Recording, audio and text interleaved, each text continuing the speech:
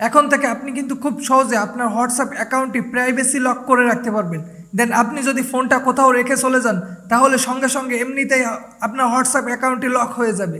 দেন কেউ আপনার অনুমতি ছাড়া আপনার হোয়াটসঅ্যাপ অ্যাকাউন্ট লগ ইন করতে পারবে না। দেন এটি করার জন্য আপনারা ফার্স্ট অফ অল চলে যাবেন আপনার হোয়াটসঅ্যাপে। দেন হোয়াটসঅ্যাপে যাওয়ার পরে এখানে দেখতে পাচ্ছেন থ্রি ডট আইকন, ঠিক আছে, আপনারা থ্রি ডটে ক্লিক করবেন।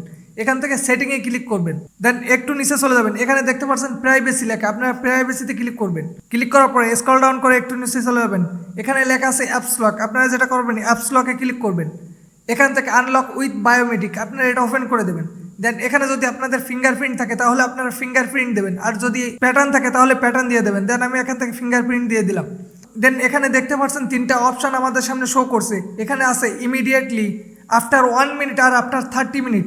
আপনি যদি চান 30 মিনিট পরে আপনার হোয়াটসঅ্যাপ অ্যাকাউন্টটি লক হয়ে যাবে তাহলে 30 মিনিট পরেই লক হবে। যদি চান 1 মিনিট পরে তাহলে 1 মিনিট করে দিবেন।